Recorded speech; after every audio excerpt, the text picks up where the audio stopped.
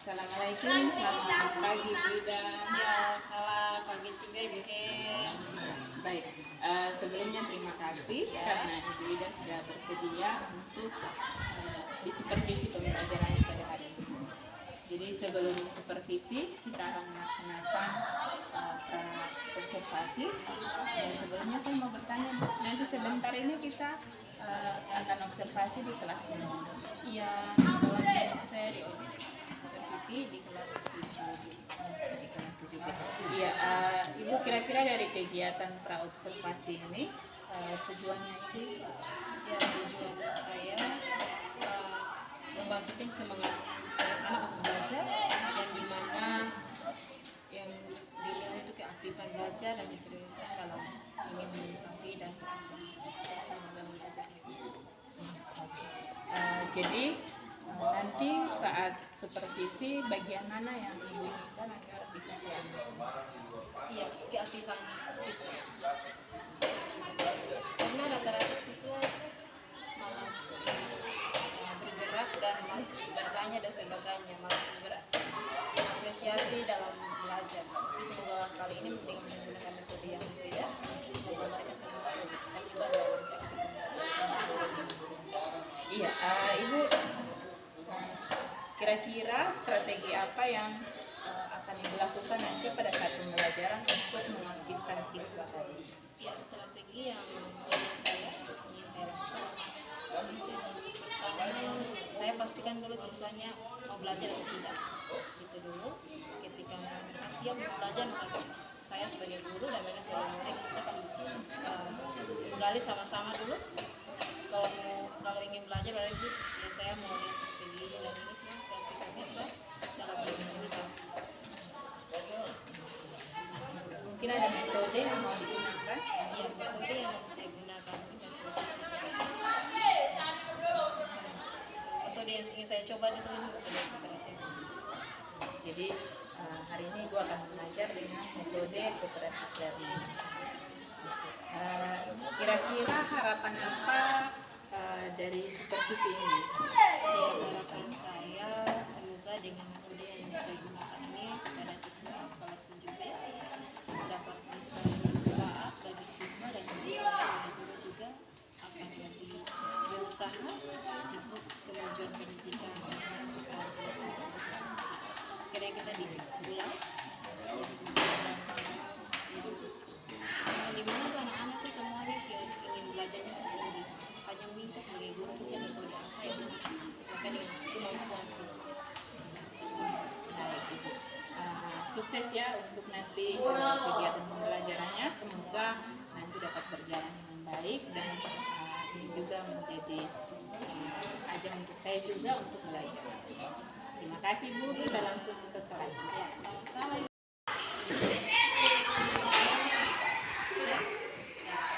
Assalamualaikum warahmatullahi wabarakatuh. Waalaikumsalam warahmatullahi wabarakatuh. Ya, selamat siang semuanya. Siang untuk dulu. Ya. Ini hari mata pelajaran IPA ya. Yang kedua, Ibu Guru absen dulu. Isabella, Hadir Bu. Ferdi, Nuraini, Hadir Bu. Nurafni, Alfa. Alfa. Nurafni sih masuk karena apa? Ada surat izin sakit. Ada. Ya. Sumiati, adik kasih. Oke, duduk saja. Ya. Jadi satu orang yang sudah masuk ya.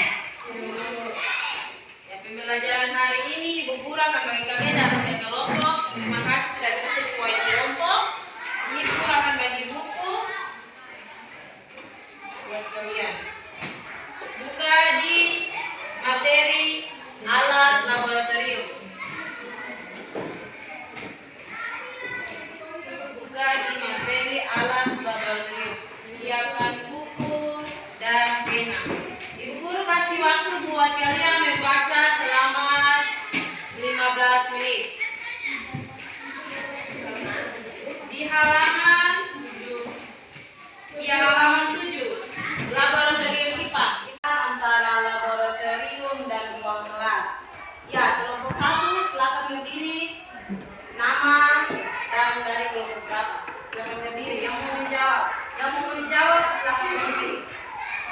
Perbedaan antara ruang kelas dan laboratorium.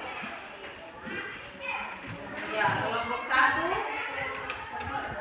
ada dari kelompok 2 dan 3. Perbedaan antara ruang kelas dan ruang laboratorium atau biasa disingkat dengan lab. Ya, kelompok lain bisa mencari jawabannya. Atau perbedaan dengan kamar mandi, lingkungan sekolah.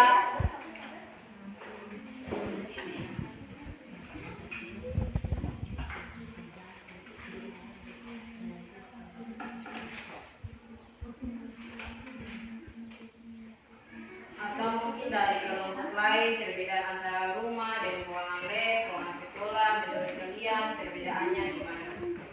Ya, kelompok yang mau menjawab silakan, sebelum ibu akan kasih kalian tugas masing-masing kelompok berbeda ya, tugas untuk maju presentasinya.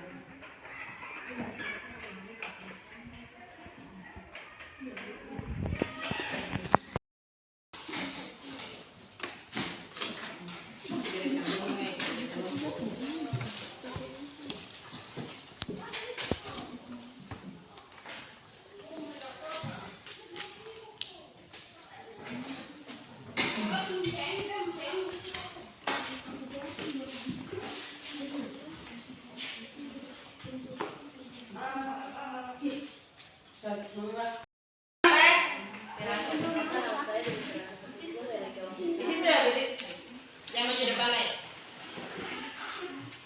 Ya. Perkenalkan, nama saya dari Bulan Safari Rubin. Saya dari kelompok 1. Iya.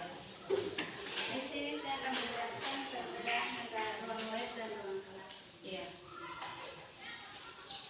Ruang lab atau ruang laboratorium digunakan untuk percobaan atau eksperimen. Sedangkan ruang kelas digunakan untuk belajar teori. Iya.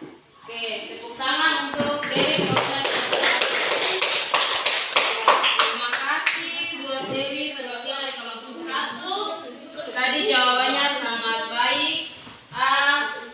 Ibu guru ingin menjelaskan sedikit tentang ruang kelas dan ruang lab. Iya, ruang kelas itu di mana tempat untuk kita belajar teori. Sedangkan lab itu untuk atau praktik atau biasa disebut dengan eksperimen, bahasa Indonesia bilang percobaan. Ruangan lab itu juga terbagi atas 2, yang dimana atau bisa praktik di lingkungan itu juga dengan namanya laboratorium apa? Alam.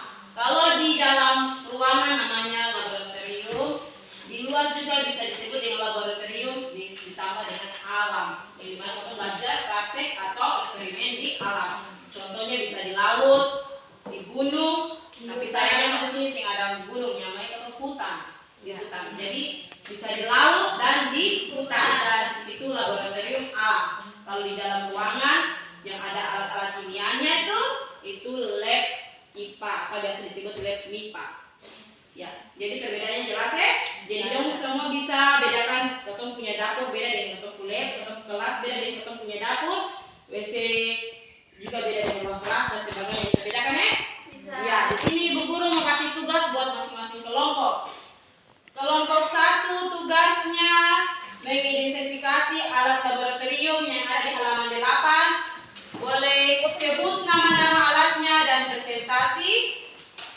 Dan kelompok 2 dia menggambar diagram alat-alat laboratorium. Dia gambar yang di halaman 9. Dia gambar dan maju presentasi. Terus kelompok 3 menjaga keselamatan di laboratorium IPA. Ada gambar-gambar itu kalian bisa sebutkan dan maju presentasi. Bisa menggambar atau menjelaskan, menulis di buku kalian. Oke. Waktu 10 menit. Kalau belum bisa menggambar dia punya bentuk nama. Yang penting kalian tahu dia punya bentuk. Alat kimianya, alat IPA. Yang kelompok 1 alat laboratorium, kelompok 2 menggambar diagram, dan kelompok 3 simbol-simbol berbahaya di lab itu. Simbol-simbol. Boleh tulis dia punya nama saja, oke? Ya.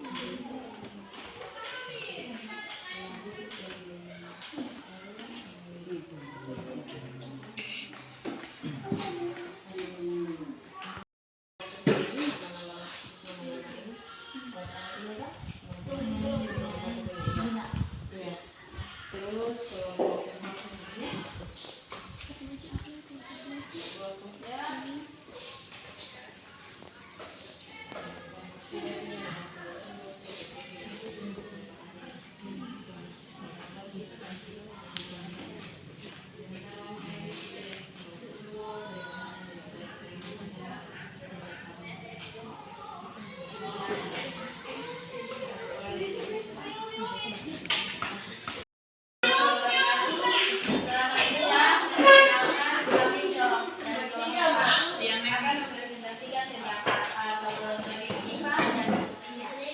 Perkenalkan, nama saya Bunga Pujiana.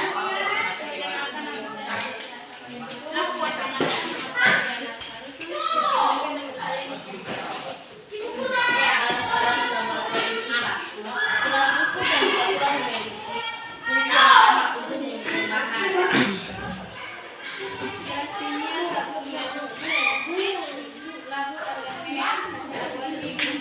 mengembangkan mikroskop untuk mengamati benda berukuran sangat kecil, vernier kaliper untuk mengukur dengan tingkat ketelitian sampai 100 mm, kacamata LED untuk pengamanan, neraca pegas, dan termometer untuk mengukur bahan. Statif segitiga porselen, rangka kursi bel, bos, lem untuk mengamankan atau menjepit alat lain. Itulah presentasi singkat dari kami. Wassalamualaikum warahmatullahi wabarakatuh dan selamat siang. Ya, berikan aplaus untuk Tika. Berikan aplaus dulu buat kelompok 3.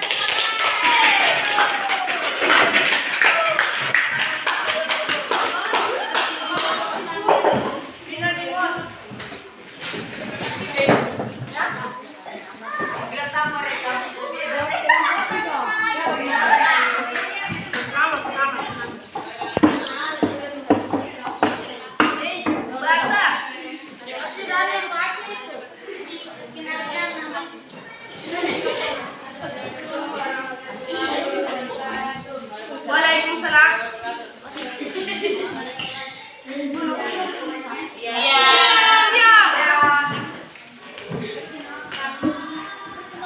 Kalian yang berapa? Masih. Iya, perkenalkan diri dulu. Perkenalkan, nama saya Fauzia Fadirubun. Perkenalkan, nama saya Raya Fadirubun. Nama saya Kenalkan, nama saya Aslan Nurdiani. Perkenalkan, nama saya Fitri Fairi Rendeo. Ya, biasanya obat. Panggil obat. Oke.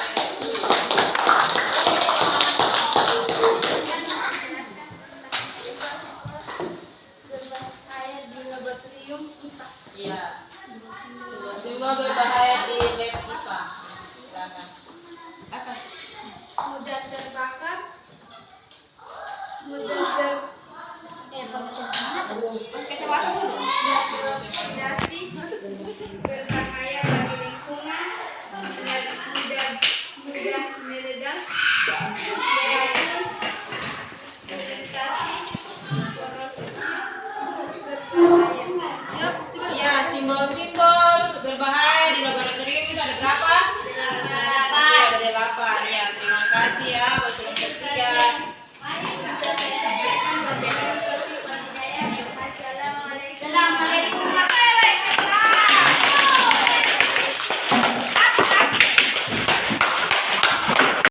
Presentasinya dari kelompok 1, 2, dan 3 sudah bagus. Nanti Ibu Guru kasih tugas buat kalian pulang kerjakan di rumah lagi ya. Dari tadi materi kita tentang alat laboratorium IPA. Di situ juga ada alat-alat yang di lab dan ada juga simbol-simbol berbahaya di laboratorium dan adanya juga yang namanya diagram. Diagram alat laboratorium. Dari 3 materi tadi yang telah Ibu Guru bagi dalam kelompok 1, 2, dan 3, Ibu Guru harap dari kalian bisa memahami materi hari ini dan dapat mengaplikasikan dalam kehidupan sehari-hari, terutama dalam ketong berinteraksi di ruang laboratorium nanti, ya.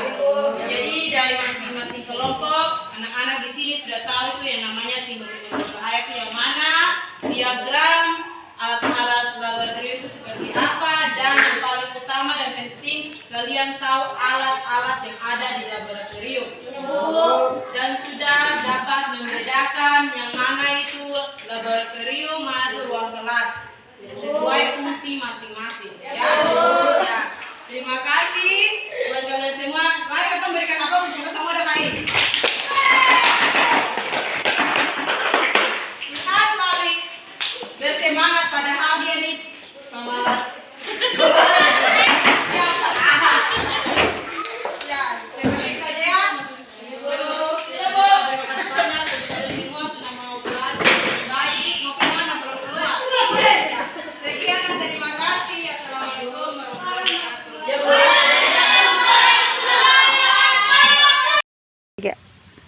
Assalamualaikum, selamat siang Bu. Ya, apa kabarnya hari ini? Ya, alhamdulillah baik.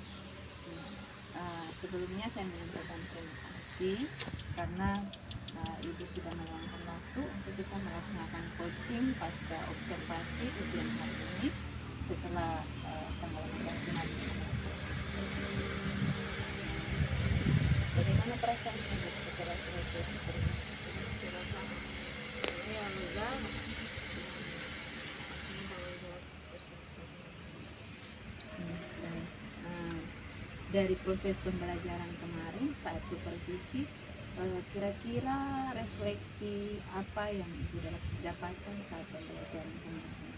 Ya, untuk yang kemarin saya menggunakan metode kooperatif untuk siswa, yang dimana saya membagi siswa dalam bentuk kelompok kecil, dan ternyata yang saya temukan di dalam kelas ya Ibu, itu ada siswa yang bisa menjadi tutor untuk teman-temannya.